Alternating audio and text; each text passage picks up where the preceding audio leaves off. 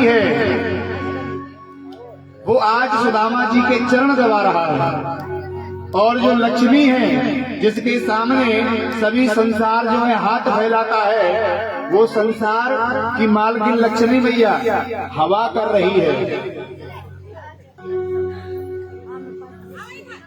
अब धीरे धीरे करके सुदामा जी से पूछने लगे भगवान कृष्ण, अरे मित्र, बहुत दिनों में मिले हो, कुछ बताओ अपने बारे में। तुम्हें वो दिन याद है जब हम पढ़ते थे गुरुकुल में?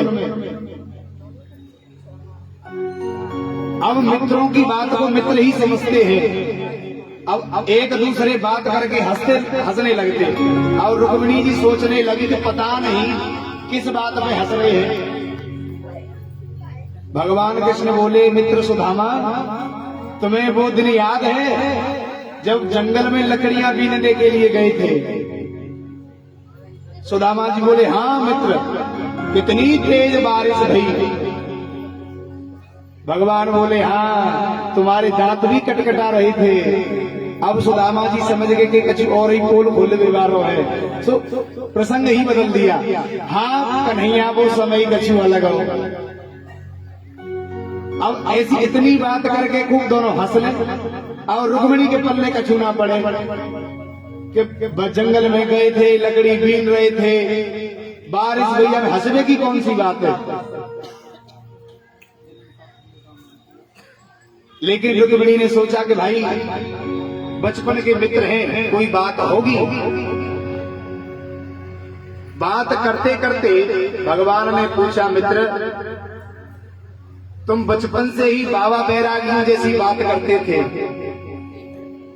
ब्याह किया कि नहीं किया? अब सुदामा जी बोले, हाँ भैया कन्हैया, ब्याह है गयो। तो भगवान बोले, मित्र, तुमने शादी कर ली और हमें ना बुलाए। सुदामा जी बोले, मित्र, अब तुम इतनी दूर रहने लग गए हो और इतना बड़ो राजा बन गए हो, सो भैया मैंने संकोच के मारे तू ना बुलायो। और सच बताऊं कन्हैया, तेरी भाभी नहीं मैं यहाँ भेजे हूँ। भगवान बोले, जब भाभी ने भेजे हैं तो भाभी ने जरूर हमारे लिए कुछ न कुछ भेजा होगा। अब सुदामा जी सोचने लगे, अब जो है हम बेचारे जाके इतनी बड़ी स्थिति की राजा महाराजा, और जाके सामने वो 4 मुट्ठी चावल जो 4 तरह के हैं, सो अपनी कांख को और दबाने लगे, हाथ को। तो भगवान पूछने लगे, मित्र, जब से आए हो तब से इस हाथ को बड़ा छुपा रहे हो, इस हाथ में क्या है? तो सुदामा जी कहते हैं, अरे लाला, कछु ना है, पैदल चल के आए हैं, तो यह हाथ में के दर्द है रहे हो। भगवान बोले, जब हाथ में दर्द है रहे, हम पैर खामा खाम पे दबाए रहे, जब हाथ में दर्द है तो हाथ दबाएंगे? सुदामा बोले, नहीं लाला, हमारा हाथ अपने आप ही ठीक है जाएगा, कोई दबाने की कोई जरूरत ना है, तू बैठो रहे। भगवान बोले, न, जब हाथ में दर्द है तो हम हाथ जरूर दबाएंगे। अब सुदामा जी ने बहुत मना किया, लेकिन बरबस भगवान ने हाथ पकड़ लिया। भगवान कहना चाहते हैं कि मित्र, तुम शायद मेरा स्वभाव भूल गए। मेरा स्वभाव कैसा है?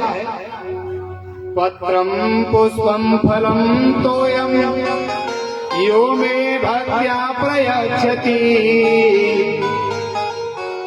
मित्र, मेरा स्वभाव जो है वो ऐसा है कि पत्र हो या पुष्प हो या फल हो, तोयम माने जल।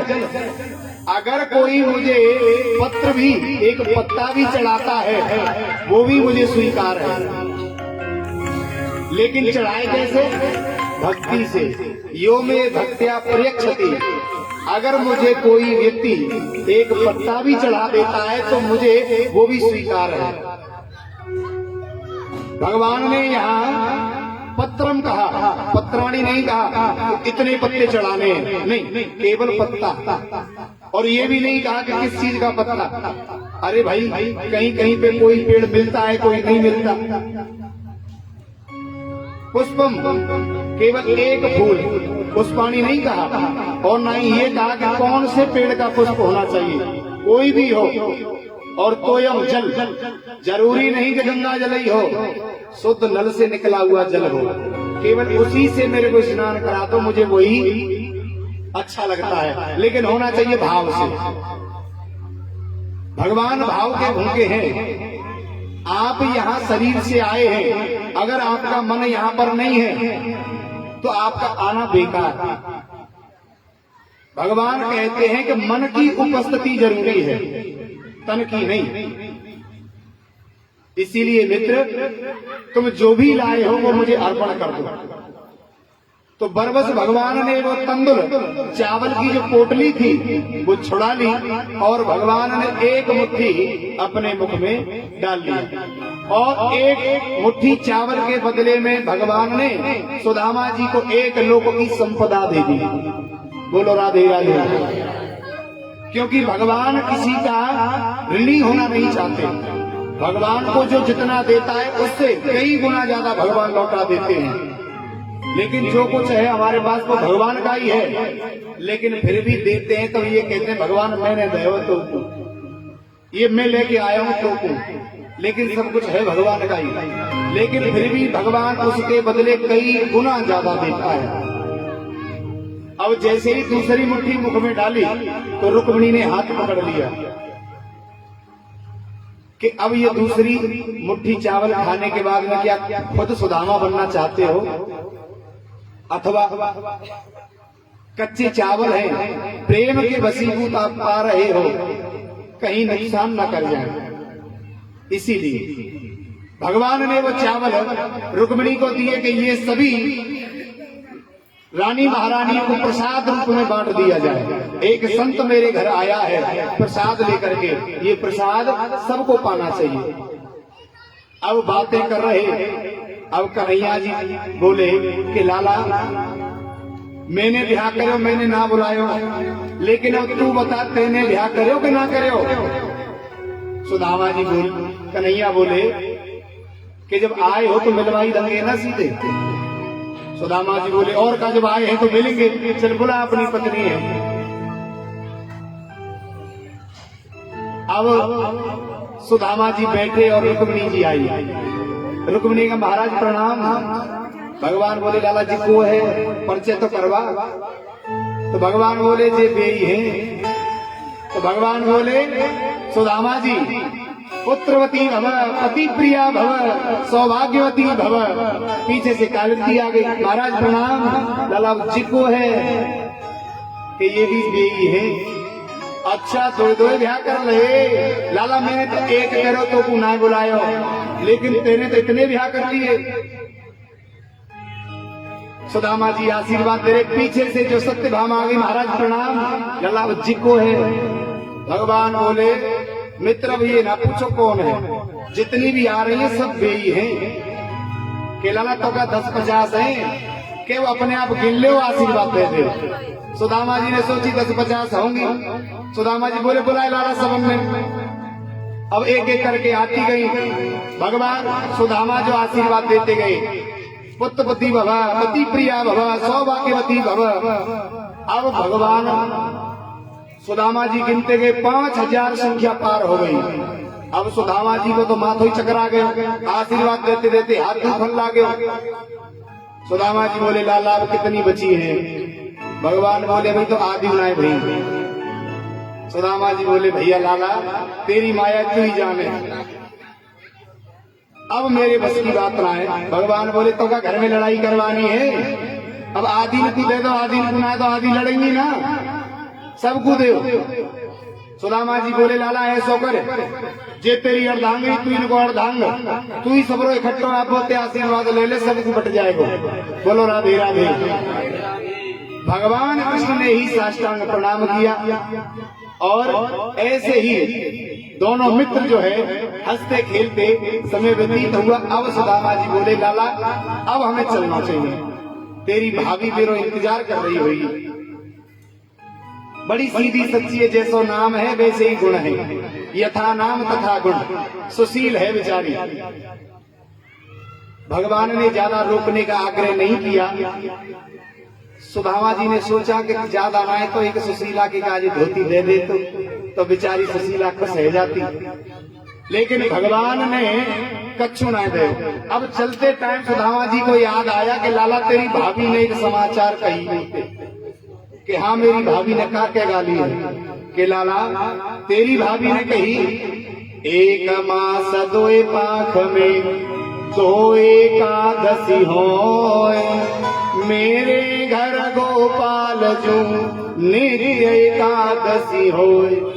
अब भगवान ने इतना सुना तो भगवान ने अपने नेत्र बंद कर लिए। सुदामा जी ने सोचा कि मेरी या दयनीय दशाएं देख के विचारो द्रवित है गए हो, दुखी है गए हो। लेकिन भगवान ने आंखें बंद करके सीधे सुशीला जी को अपना जवाब दिया कि हैनी थी तो है गई पर अब ना ऐसी होए भाभी तेरे भवन में नित्य द्वादशी होए। कि भाभी जो होना था सो हो गया, लेकिन अब तेरे भवन में नित्य द्वादशी होगी। और सुदामा जी को भगवान छोड़ने आए तो यही सोचने लगे कि ज्यादा ना आए तो एक मेरी बात सुशीला के काज धोती दे दे। लेकिन भगवान ने नहीं दया कछु, अपने हाथ से फूटी कौड़ी तक ना दी। लेकिन सुदामा जी कहते हैं कि मेरा मित्र इतना बड़ा राजा, लेकिन उसने फिर भी मुझे अपने गले से लगाया, इतना सम्मान किया। जब कोई मित्र बड़ा बन जाता है तो वो अपने छोटे मित्रों को भूल जाता है। लेकिन सुदामा गरीब थे लेकिन भगवान के अनन्य भक्त थे। भगवान ने उसे हृदय से लगाया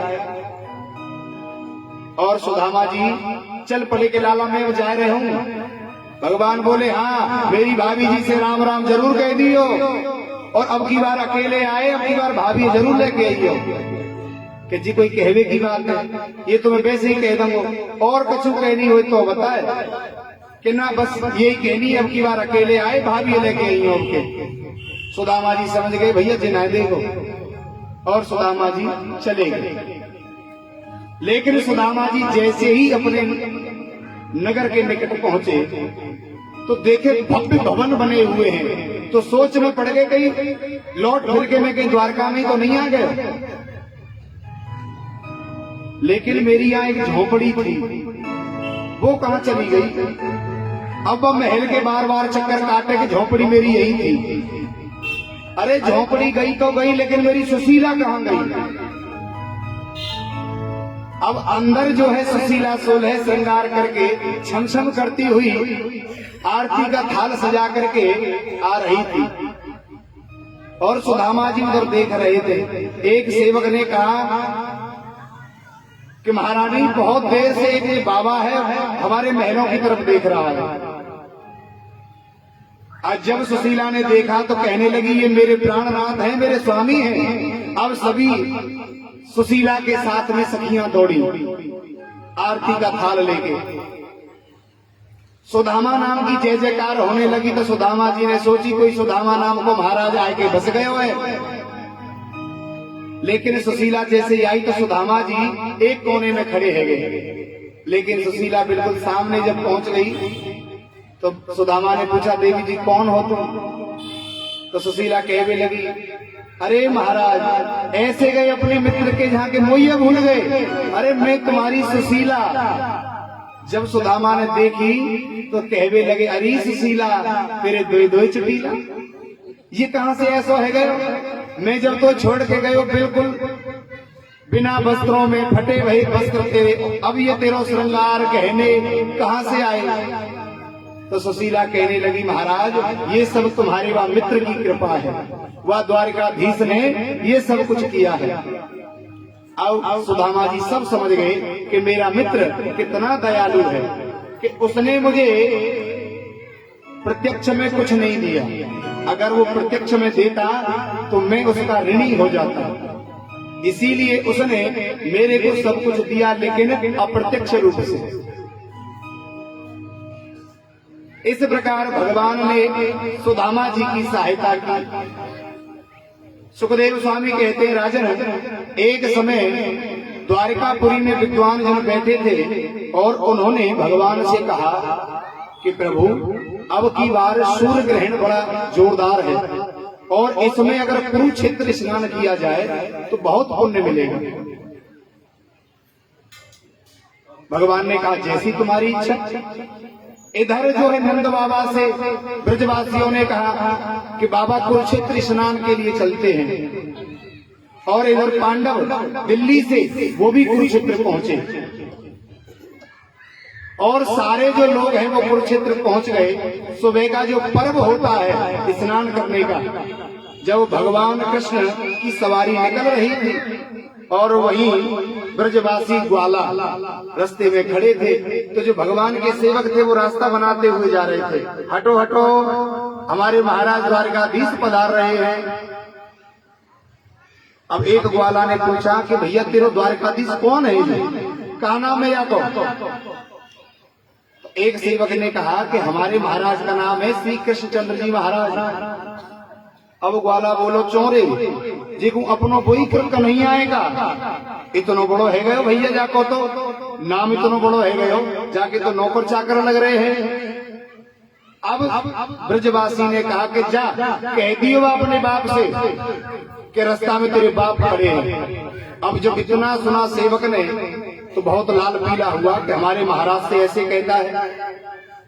अब सेवक दौड़ा दौड़ा गया भगवान के पास के प्रभु गजब हो गया, हम रास्ता बनाते हुए जा रहे थे तो रास्ते में मेरे गंवार ग्वाले खड़े।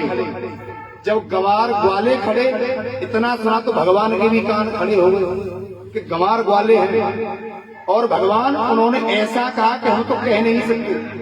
भगवान बोले जैसा कहा वैसा बताओ।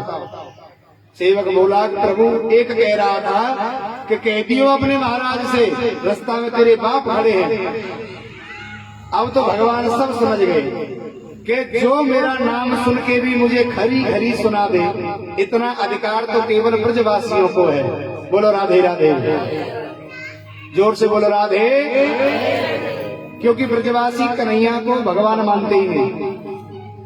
अब भगवान दौड़े दौड़े आए और सभी अपनी मित्र मंडली से मिले, और सभी मित्रों को ऐसा लगा कि सबसे पहले मुझसे मिले हैं। अब तो कुरुक्षेत्र स्नान जो होना था सो हो गया, लेकिन एक दूसरा ही मेला लग गया। ब्रजवासियों के साथ में राधा रानी भी आई थी, और इधर इंद्रप्रस्थ से पांडव आए थे माता कुंती के साथ, और मैया देवकी वसुदेव। तो यशोदा मैया ने सोची कि आज मेरो लाला इतने बरसन के बाद मैं देखूंगी भाई, इतना बड़ो है गयो है, और मैंने सुनी है लाला तेरे ब्याह है गए, तो बेटा बहू से मिलवाए दे। भगवान ने सभी रानी पटरानियों से मिलवाया, और एकांत पाकर के श्री किशोरी जी से मिले भगवान। औरत सब कुछ सहन कर लेती है, लेकिन सौतन का सुख जो होता है, दुख जो होता है, वो सहन नहीं करती। इनको पता था रानियों को कि हमारे प्रभु राधा जी से प्रेम करते हैं। उनको ये भी पता था कि वो आई है, तो जाकर के राधा को गर्म दूध पिला दिया, गरम गरम। तो राधा रानी ने पी तो लिया, लेकिन भगवान के पैरों में छाले पड़ गए।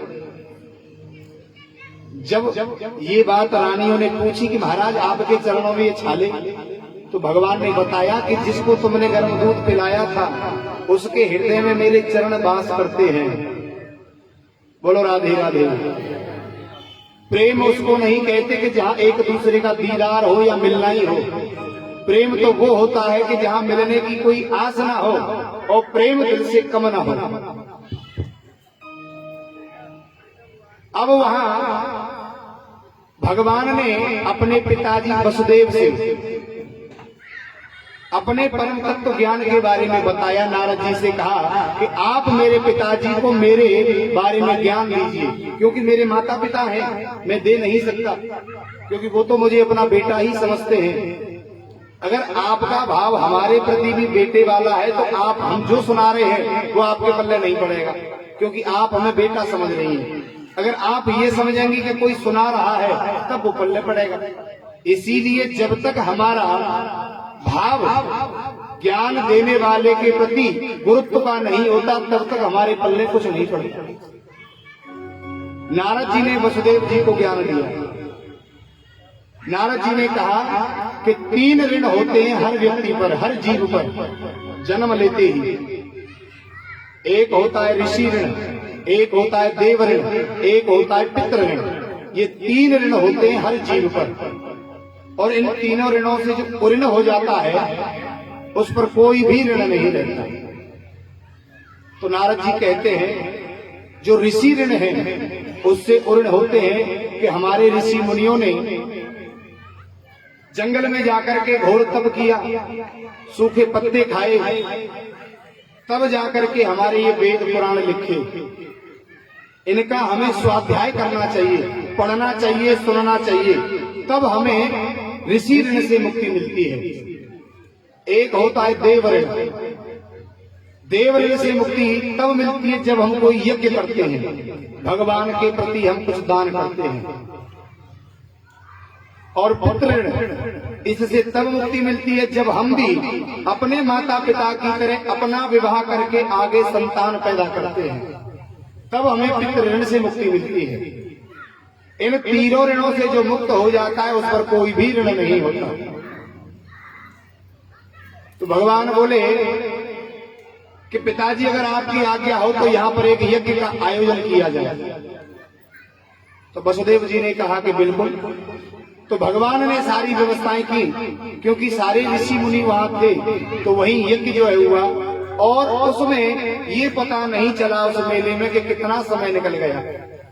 3 महीने जो है कब निकल गए पता नहीं चला। जब प्रभु को याद आया तो अपने अपने धाम को सभी लोग चले गए। बोलो राधे राधे। इस प्रकार जो है भगवान ने ये मनोरथ पूर्ण किया, क्योंकि भगवान अपने भक्तों के लिए सब कुछ करते हैं। अपने पिता वसुदेव और देवकी, एक दिन भगवान द्वारिका में अकेले थे, तो देवकी मैया ने कहा कि बेटा, जब हम कुरुक्षेत्र में थे तो सब तेरे को भगवान कह रहे थे। अगर तू सच में भगवान है तो मेरे जो बेटा जो तेरे मामा कंस ने मार दिए, मैंने जिनको ढंग से अपना स्तनपान भी नहीं कराया, अगर तू भगवान है तो उनको एक बार मुझसे मिलवा दे। तो भगवान ने कहा जैसी आपकी इच्छा माता जी। भगवान ने अपने पूर्वज, उनके बड़े भाई थे, माता के कहने पर अपने 6 भाई लेकर के आए और उन 6 भाइयों को अपनी माँ की गोद में रख दिया। अब मैया उन नन्हे नन्हे शिशुओं को देख करके रोने लगी कि मेरे छोटे छोटे बच्चे, क्योंकि माँ देवकी ने तो अपने बच्चों का प्यार देखा ही नहीं था। माँ के स्तनों में दुग्ध आ गया और मैया ने उनको दुग्ध पान कराया। दुग्ध पान कराने के बाद में वो बच्चे एक एक करके गायब हो गए। अब मैया ने कहा कि बेटा कन्हैया ये कहाँ जा रहे हैं? तो भगवान बोले मैया आपने केवल मिलने के लिए बोला था, मैंने आपको मिला दिया, क्योंकि ये अपने कर्म के अनुसार अपनी योनि में जाएंगे। हर व्यक्ति अपने कर्म के अनुसार जो है जाता है। बोलो राधे राधे। अब परीक्षित बोले महाराज एक बात और बताइए, हमारे दादी दादा का विवाह कैसे हुआ था? सुखदेव जी बोले राजन आज 7वां दिवस है और आज ही तुम्हें मरना है, लेकिन देखो तुम्हें मरने का भय बिल्कुल नहीं है। और क्या पूछ रहे हो कि हमारे दादी दादा का विवाह कैसे हुआ था? क्योंकि भगवान की जो कथा है वो हमें संसार से मुक्त कर देती है, हमें कोई भय नहीं रहता। तो सुखदेव स्वामी कहते हैं कि सुनो, भगवान कृष्ण की बहन थी सुभद्रा, जो तुम्हारी दादी थी, और तुम्हारे दादा अर्जुन। सुभद्रा जो है अर्जुन से प्रेम करती थी, और लेकिन दाऊ जी अपना इनका चेला था दुर्योधन, उससे विवाह कराना चाहते थे। दुर्योधन ने दाऊ जी से गदा युद्ध सीखा था, इसीलिए वो चेला था। अब एक दिन भगवान ने सोचा कि दाऊ जी तो मानेंगे नहीं क्योंकि हम छोटे हैं, इसीलिए अर्जुन के पास गए और अर्जुन से कहा कि तुम हमारी द्वारकापुरी में आओ साधु भेष बना करके। अब ये तो भगवान जैसे नचाना चाहते थे वैसे नाचते थे। अब अर्जुन ने एक साधु का भेष बनाया और द्वारकापुरी में आ गए। प्राय ये सभी को जानते थे द्वारका में, क्योंकि आते जाते रहते थे। अब ये वहां बैठ गए बाहर किसी वृक्ष के नीचे। अब जो कोई भी आता उसे नाम लेके बुलाते कि तेरा नाम ये है, तेरा घर वहां है। अब तो जय जयकार होने लगी कि बाबा बहुत पहुंचे हुए हैं। अब ये जो बात है दाऊ दादा के कानों में पड़ी कि कोई साधु महात्मा आए हैं और बहुत पहुंचे हुए हैं। दाऊ दादाजी गए। और दाऊ जी को आते देखकर अर्जुन घबरा गए। अगर इनको पता चला तो ये मुझे नहीं छोड़ेंगे। लेकिन फिर भी बैठे रहे। दाऊ दादा ने प्रणाम किया, महाराज प्रणाम। तो कहने लगे आयुष्मान भव, तुम्हारा नाम बलराम है।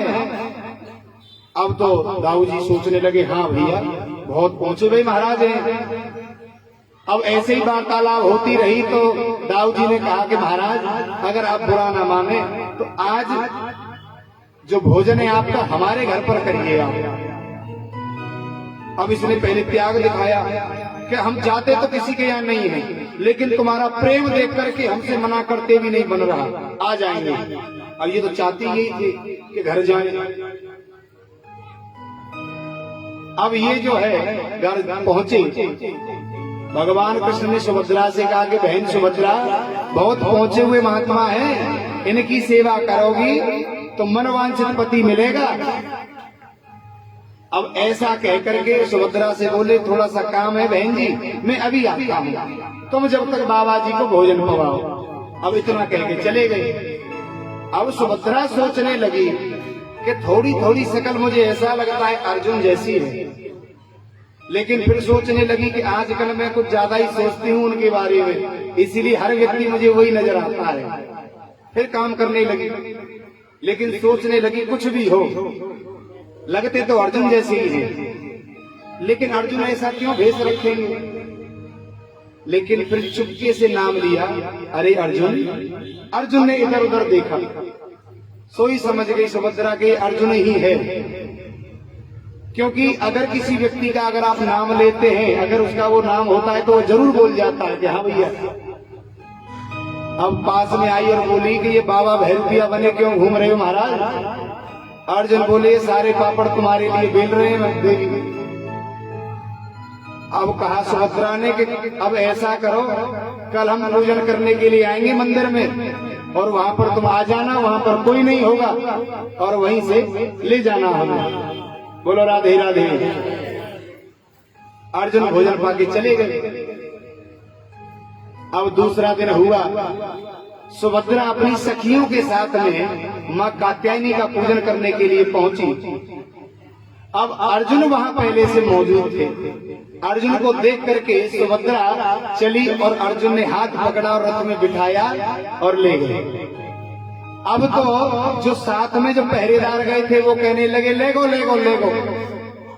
अब ये बात दाऊ जी को बताई कि जो कल हमारे यहाँ बाबा भोजन पे आए थे वो हमारी बहन जी को भगा ले गए। अब दाऊ दादा बहुत गुस्से में कि ये दुष्ट बाबा पाखंडी हमारी बहन को ही भगा ले गया, मैं इसे जीवित नहीं छोड़ूंगा। अब दाऊ दादा पीछे कृष्ण रास्ते में मिले। दाऊ जी ने बोला अरे कृष्ण तुमने सुना जो कल भोजन के लिए बाबा आए थे वो हमारी बहन जी को भगा ले गए।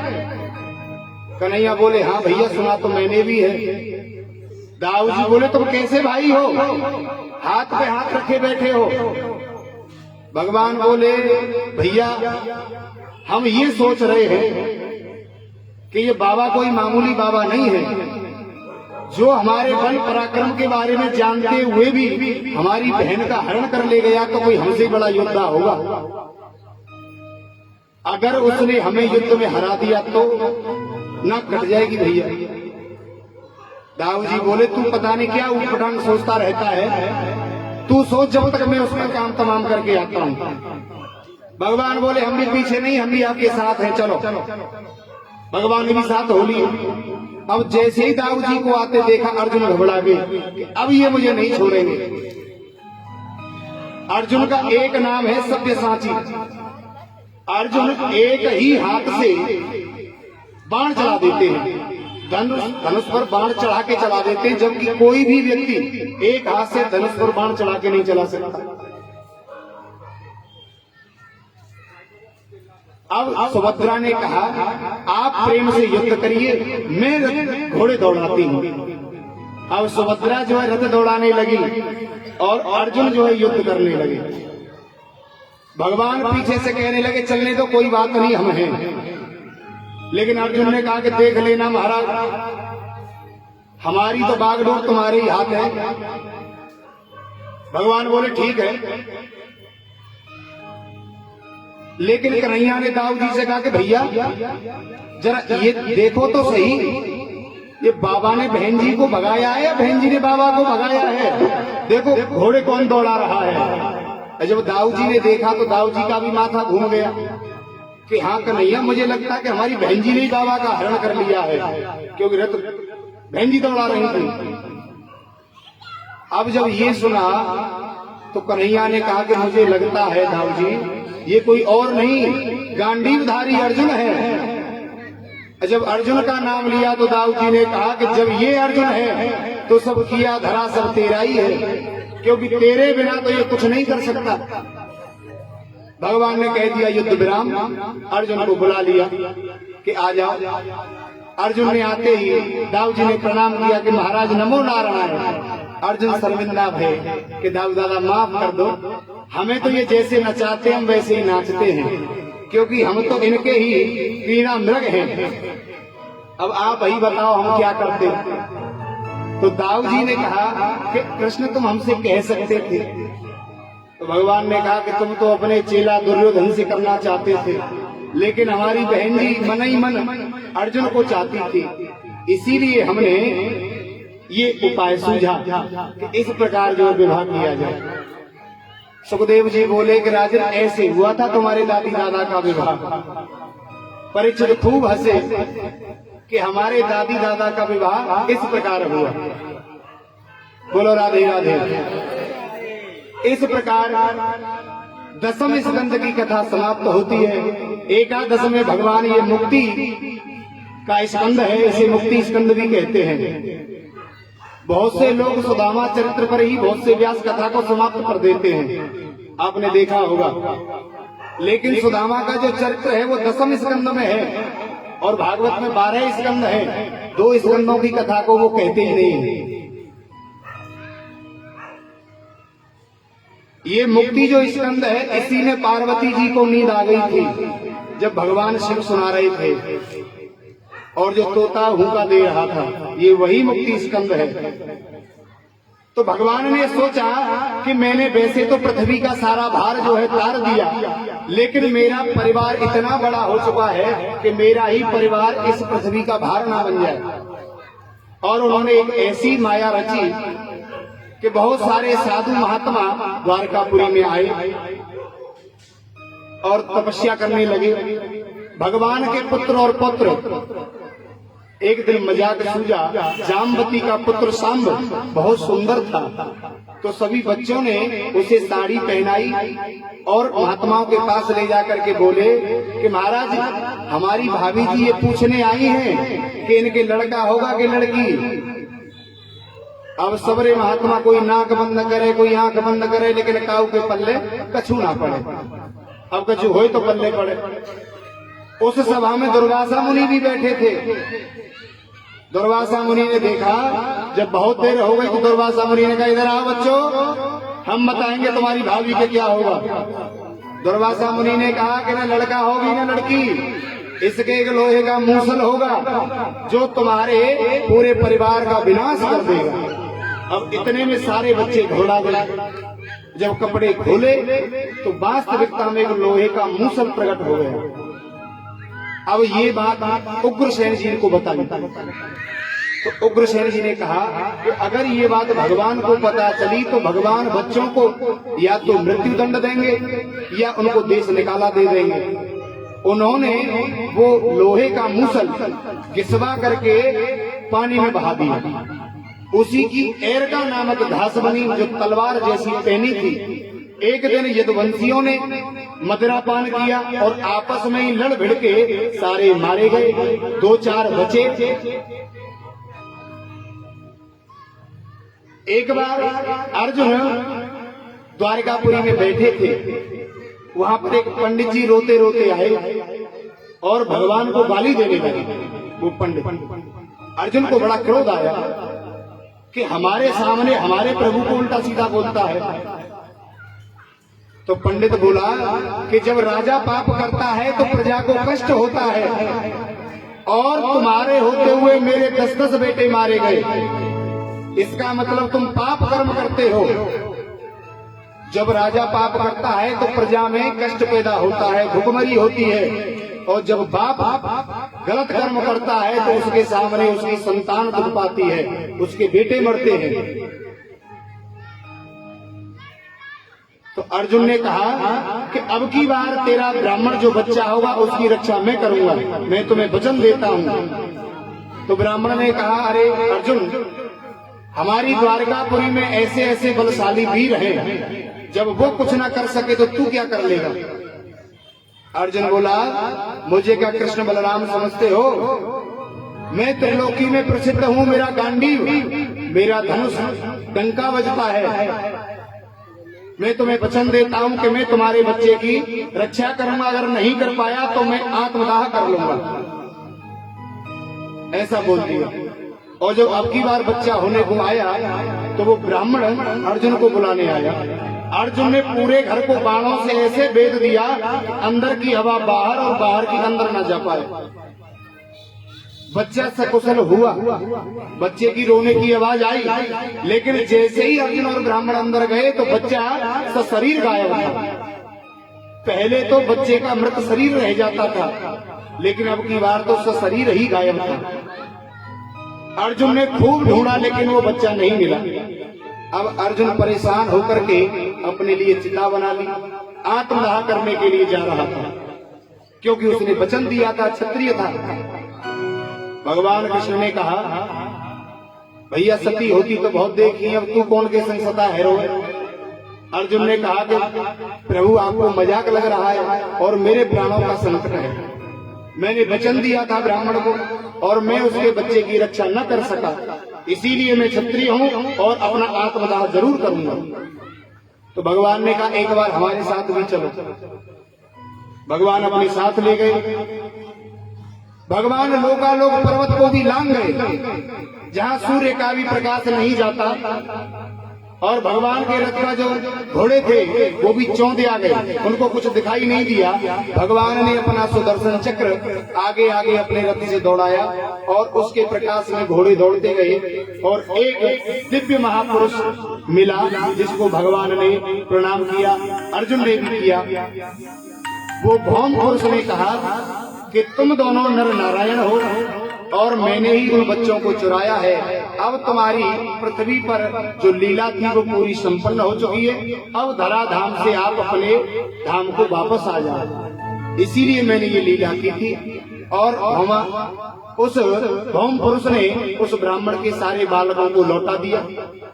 अर्जुन ने आकर के ब्राह्मण के बच्चों को दिया और ब्राह्मण ने खुश होकर के आशीर्वाद दिया। भगवान ने 125 वर्ष 125 वर्ष तक इस धरा धाम पर राज्य किया। उसके बाद में लीला स्मरण करने के बाद में वो परम धाम को चले गए। एक दिन उसी एरका नामक जो घास जो बनी थी, उसी की एक बहेलिया ने एक बाण बनाया। भगवान जो है एक वृक्ष के नीचे पैर पर पैर रखकर बैठे थे, तो उसने नृग समझ लिया और भगवान के ऊपर ही बाण चला दिया। और भगवान जब उसे पता चला तो भगवान से क्षमा मांगी। भगवान ने कहा, ये सब मेरे ही कृपा से हुआ है, मैं चाहता था वही हुआ। और बहेलिया को परम धाम भेजा और भगवान का वो तेज पुंज बहुत प्रकाश में होकर के सभी देवतागण स्तुति करने लगे, और वो प्रकाश कहाँ चला गया किसी को नहीं पता चला। सुखदेव स्वामी कहते हैं, राजन यदुवंश में एक यदु महाराज हुए हैं। जो एक बार घूमते हुए जा रहे थे। रास्ते में एक हट्टा मोटा तगड़ा एक बाबा रास्ते में पड़ा था, तो पूछ लिया यदु महाराज ने कि महाराज तुम कौन हो, और आपके चेहरे की मुस्कुराहट बता रही है कि जो सुख हमें महलों में नहीं मिलता वो सुख आपको यहाँ मिल रहा है। ऐसा क्या है यहाँ पर जो आप खुश हैं? तो बाबा उठ के बैठ गए और कहने लगे कि अपन को दत्तात्रेय कहते हैं, और हमने जीवन जीने का तरीका एक से नहीं 24 गुरु बनाए हैं, उनसे सीखा है। 24 गुरु बनाए थे दत्तात्रेय जी ने। कौन कौन से थे?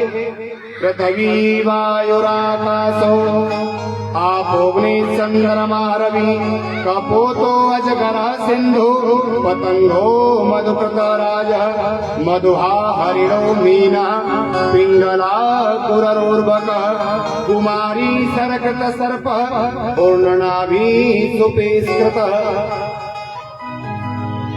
दत्तात्रेय जी कहते हैं कि हमने पृथ्वी को भी गुरु बनाया, और इस पृथ्वी को गुरु बना करके हमने सीखा कि इस पृथ्वी में हम गड्ढे खोदते हैं, लेकिन पृथ्वी कुछ नहीं कहती। ये शरीर जो है पंच भौतिक शरीर है, ये 5 चीजों से बना है, और ये शरीर का जो भाग है ये इस पृथ्वी का ही भाग है। हमारे अगर शरीर में कोई मच्छर मक्खी बैठ जाए तो हम उसे मार देते हैं, लेकिन पृथ्वी तो कुछ नहीं कहती।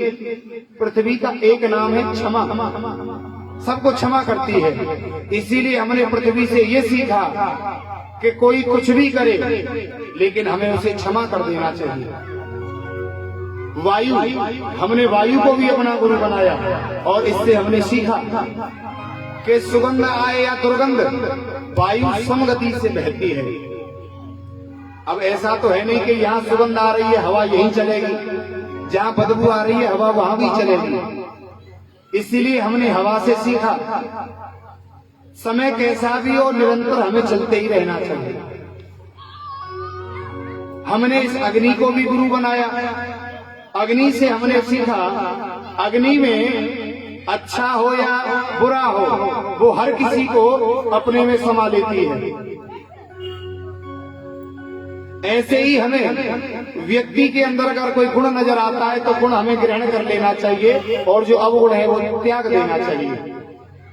हमने आकाश को भी गुरु बनाया, और आकाश से हमने सीखा आकाश इतना विशाल है, ऐसे ही आत्मा का स्वरूप भी विशाल होता है, और हमें इस आकाश के नीचे इस प्रकार विचरण करना चाहिए जैसे सब हमारे हैं और हम सबके हैं। जैसे हम चलते हैं जहाँ भी आकाश हमें वहीं नजर आता है। अब ऐसा तो है नहीं कि हमारे ऊपर यहीं पे आकाश है, वहां चले जाएंगे तो वहां भी हमें आकाश मिलेगा। हमने एक लड़की को भी गुरु बनाया, उससे हमने सीखा कि एक बार उस लड़की को देखने के लिए उसके ससुर साहब आए। उस लड़की ने 8 चूड़ियां पहन रखी थी, और ससुर साहब ने कहा कि बेटी हमें चावल खाने हैं, और घर में चावल थे नहीं। तो उस लड़की ने सोचा कि क्यों ना धान कूट लूं और चावल निकाल के तुरंत बना दूंगी। तो जैसे ही वो चावल धान कूटने लगी तो वो कंगन बजने लगे। तो उसने 2 उतार दिए, लेकिन फिर भी बजने लगे। जब एक एक कंगन रह गया तो बजना बंद हो गया। तो हमने उससे सीखा कि संत अगर संसार में रहेगा तो भजन नहीं कर पाएगा, संसार में उसको नहीं रहना चाहिए। बासे बहुनाम कलहो भवेत वार्ता द्वयोरपि, संत को अकेले रहना चाहिए। एकांत वासा झगड़ा न झांसा, अकेले रहोगे मस्त रहोगे, संसार में रहोगे ये तुम्हें कुछ न कुछ बताते रहेंगे, करवाते रहेंगे, और आप कर्म बंधनों में बंधते जाएंगे। अगर चाहते हो कि कर्म बंधन से मुक्त हो जाए, एकांत वासा झगड़ा न झांसा। हमने एक अजगर को भी गुरु बनाया। हमने उससे सीखा अजगर जो होता है बहुत विशाल होता है, बहुत बड़ा होता है, वो खिसक भी नहीं पाता। उसके सामने जो भी आ जाता है वो उसी को खा जाता है, ईंट पत्थर कंकड़ जो भी आ जाए। तो हमने उससे सीखा, अगर मिल जाए तो ठीक, ना मिले तो ठीक। अजगर करे न चाकरी, पंछी करे न काम, और दास मलूका कह गए सबके दाता राम। कपो तो हमने कबूतर को भी गुरु बनाया, हमने मधुमक्खी को भी गुरु बनाया, और मधुमक्खी से हमने सीखा, मधुमक्खी जो होती है वो पुष्प से पराग चुनती है और शहद इकट्ठा करती है, और उस शहद पर किसी बहेलिया की नजर पड़ जाए तो बहुत सारी मधुमक्खियों को मार देता है और शहद को ले जाता है। ऐसे ही हमको धन ज्यादा इकट्ठा नहीं करना चाहिए। जब किसी को पता चल जाएगा कि ज्यादा धन है तो कोई हाथ पैर तोड़ जाएगा और धन भी ले जाएगा। बोलो राधे राधे। इसीलिए हमें इतना धन इकट्ठा करना चाहिए जिससे आजीविका चलती रहे। किसके लिए इकट्ठा कर रहे हो? ये मधुमक्खी से। ये सच है कि जिस पे संपत्ति अधिक होती है उसके दुश्मन भी उतने ही होते हैं। अरे गरीब व्यक्ति को तो हाथ की तकिया बना के नींद आ जाती है, और जो पैसे वाले होते हैं वो गोली लेते नींद की, तब आती है, वैसे नींद भी नहीं आती। इस प्रकार हमने 24 गुरुओं से शिक्षा प्राप्त की है, एक से नहीं। तो यदु महाराज जो है ये सुन के प्रसन्न हुए। इस प्रकार दत्तात्रेय जी का ये प्रसंग सुनाया। भगवान ने जाने से पहले अपने मित्र प्रिय सखा उद्धव जी को बुलाया और उद्धव जी से कहा कि मेरा जो तत्व ज्ञान है वो आप जान लो। और उसके बाद में उद्धव जी को बद्रीनाथ भेज दिया और दारुक सारथी को बुला करके द्वारकापुरी भेज दिया कि आज से 7वें दिन द्वारका समुद्र में डूब जाएगी, मेरी द्वारका को खाली कर दें। इस प्रकार जो है द्वारका को खाली कर दिया गया। अर्जुन के साथ में अर्जुन जब द्वारका से उन गोपियों को लेकर के जा रहे थे तो बहेलियों ने लूट लिया। तो अर्जुन कहता है कि मैं वही अर्जुन हूँ गांडीवधारी, लेकिन आज मेरे उस बाण में वो ताकत नहीं रही। तो भगवान ये दिखाना चाहते थे कि जब तक मैं था तेरे साथ, जब तक ही तू था और मैं नहीं हूँ तो कुछ भी तेरा अस्तित्व तो नहीं है। क्योंकि हम ये कहते हैं ना कि ये मैंने किया है, ये मैंने किया है, ये मैंने नहीं किया। करने और कराने वाला वही है। ये हम और आप तो केवल निमित्त मात्र हैं जो मेरा मेरा करते हैं और इस मेरा मेरा में चले जाते हैं। इसी के साथ में एकादश स्कंद समाप्त होता है। द्वादश स्कंद में सुखदेव जी ने कलयुग का वर्णन किया। दाम्पत्ये विरुचिर हेतुर मायेव व्यवहारिके स्त्रीत्वे पुनर्त्वे च हेरतिर्विप्रत्वे सूत्रमेव च। इस कलिकाल में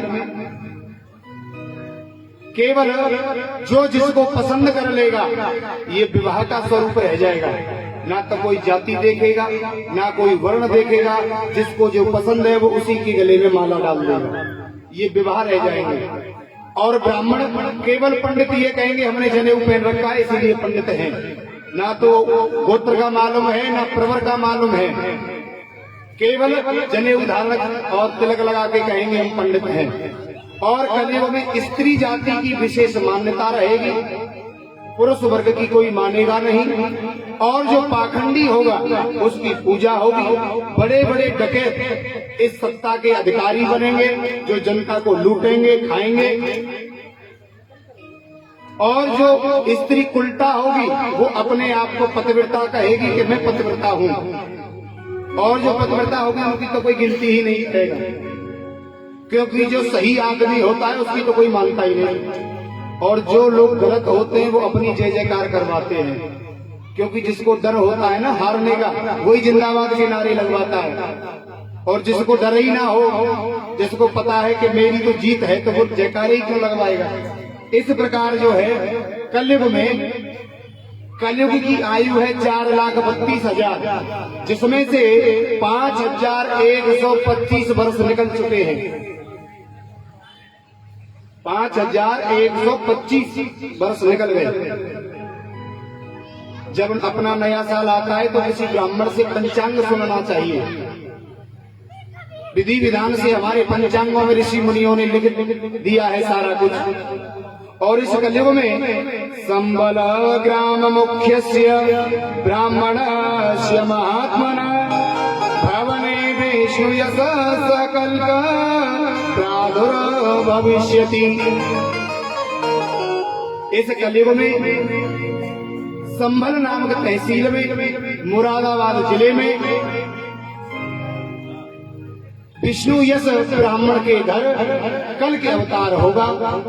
जब इस कलयुग की केवल 800 वर्ष शेष रह जाएंगे तब, और भगवान का श्वेत घोड़ा होगा और भगवान का स्वरूप एकदम काला होगा,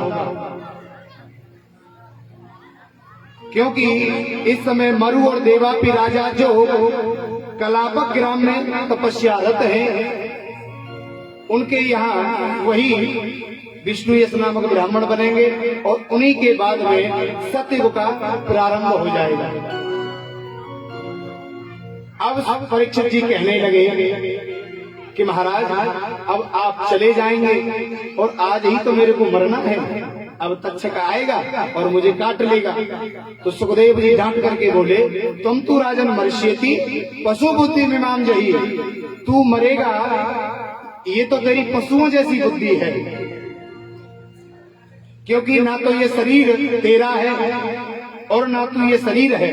अरे शरीर का नाश होगा, तेरा नहीं, तू आत्मा है और आत्मा अविनाशी होती है। राजन आत्मा का किसी भी काल में कभी भी विनाश नहीं होता है, इसीलिए ये बात को छोड़ दे कि तुझे मरना है। फिर कहने लगे परीक्षित, अहम ब्रह्मा परम, मैं ब्रह्म हूँ, मैं जान गया, आपने जो ज्ञान दिया है उससे मेरे को भगवान की प्राप्ति हुई। इतने में सुखदेव स्वामी चले गए। सुखदेव स्वामी का पूजन किया परीक्षित ने, और तक्षक जो नाग था वो छद्म भेष में आया, भेष बदल के, और उसने परीक्षित को डस लिया। परीक्षित की आत्मा परमात्मा में लय हो गई। परीक्षित का पुत्र जन्मेजय, जिसने सर्पष्टि यज्ञ किया और बहुत सारे सर्पों को मार दिया, लेकिन ब्रह्मा के कहने से और आस्तिक मुनि के कहने से वो यज्ञ रोक दिया गया, क्योंकि जो आस्तिक हैं, आस्तिक के कहने से ही सर्प बचे हैं। अगर कोई सर्प निकल आता है ना कहीं, तो आप कह दीजिए उससे कि तुम्हें आस्तिक मुनि की सौगंध है, उस दिन से वो सर्प आपको दिखाई नहीं देगा, चला जाएगा। क्योंकि सर्प जो होता है वो बंधन को बहुत मानता है, अगर उसे सौगंध दे दी जाए तो वो बहुत जल्दी मानता है। इसी प्रकार जो है अब भागवत जी का अंतिम श्लोक हम और आप लोग सभी लोग गाएंगे, मेरे साथ में आप लोग गाएंगे। ये भागवत जी का अंतिम श्लोक है। नाम संकीर्तनम यस्य, नाम संकीर्तनम यस्य, नाम संकीर्तनम यस्य, सर्व पाप प्रणाशनम, समपाप प्रणाशनम, प्रणामो दुख समन, प्रणामो दुख समन, तम नमामि हरिं परम, समहमि हरिं परम। भागवत जी का अंतिम श्लोक आप सबने श्रवण किया। इसमें नाम संकीर्तनम यस्य, केवल इस कलिकाल में भगवान का नाम है जो केवल भव से पार लगा सकता है, और कोई इस भव से पार होने की औषधि नहीं है। इसीलिए जितना हो सके भगवान का नाम संकीर्तन करें। और एक भजन होगा, जिस भजन के माध्यम से आप सभी लोग बारी बारी से हमारा पूजन करेंगे। व्यास पूजन होता है अंत में, आप सभी लोग पूजन करते जाएंगे, और उस भजन के बाद में आरती। आज अंतिम दिवस है, ये व्यास जी का अंतिम दिवस और व्यास जी की विदाई है। कृपया एक कर व्यास जी की विदाई करेंगे। आप लोगों के बीच में ये 7 दिन कैसे गुजर गए हमें पता नहीं चला। आप सब लोगों का बहुत प्यार मिला, बहुत आनंद आया। ऐसे ही कामना करते हैं कि आगे भी मिलते रहे। हमसे अगर कोई जाने या अनजाने में अगर कोई भूल हुई हो, त्रुटि हुई हो और आपका दिल दुखा हो तो अपना बच्चा समझ के हमें क्षमा करना, हम आपसे क्षमा प्रार्थी हैं। भगवान चलेगा इस साधना की अंतिम भजन सभी आएंगे और व्यास तिलक करेंगे। अंतिम विदाई। मिलन साथ दिन का हमारा तुम्हारा, मिलन साथ दिन का हमारा तुम्हारा, रहेगी जिंदगी मिलेंगे दोबारा, रहेगी जिंदगी मिलेंगे दोबारा, मिलन साथ दिन का हमारा तुम्हारा, मिलन साथ दिन का हमारा तुम्हारा, रहेगी जिंदगी तो मिलेंगे दोबारा, रही जिंदगी तो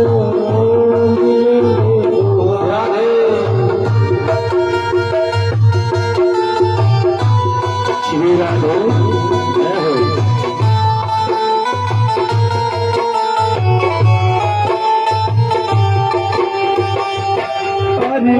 अरमानों के दीप जले हैं, अरमानों के दीप जले हैं, हमको सच्चे भक्त मिले हैं, हमको सच्चे भक्त मिले हैं, अरमानों के दीप जले हैं, हमको सच्चे भक्त मिले हैं, फिर कब मिलेगा ऐसा नजारा, फिर कब मिलेगा ऐसा नजारा, मिलन साथ दिन का हमारा तुम्हारा, मिलन साथ दिन का हमारा तुम्हारा, मेरे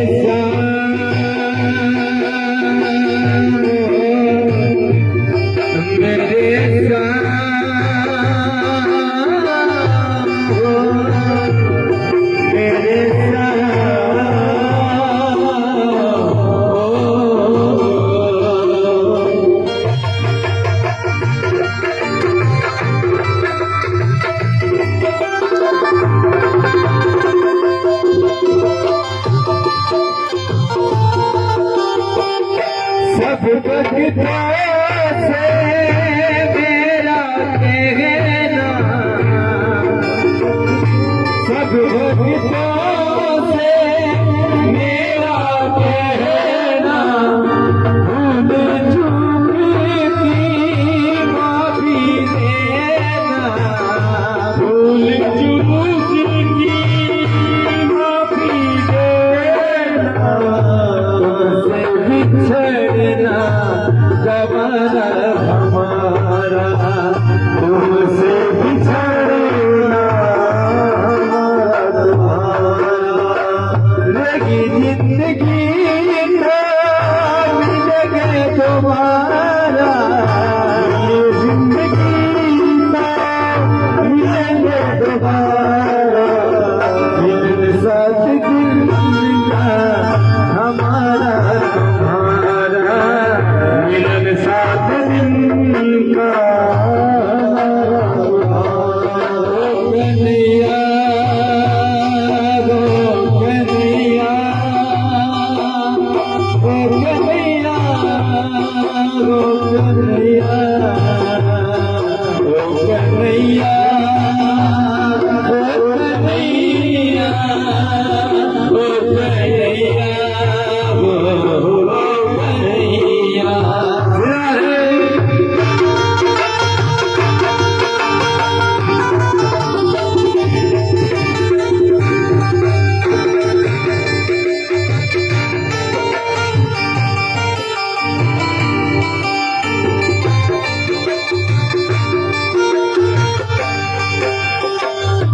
कथा सरवर को भूल न जाना, कथा सरवर को भूल न जाना, प्रभु चरणों में ध्यान लगाना, प्रभु चरणों में ध्यान लगाना, कथा सरवर को भूल न जाना, प्रभु चरणों में ध्यान लगाना, इसी से बनेगा मुकद्दर तुम्हारा, इससे बनेगा मुकद्दर तुम्हारा, इसी से बनेगा मुकद्दर तुम्हारा, इसी से बनेगा मुकद्दर तुम्हारा, मिलन साथ जिंदा हमारा तुम्हारा, मिलन साथ जिंदा हमारा तुम्हारा, मेरे मिलन मेरे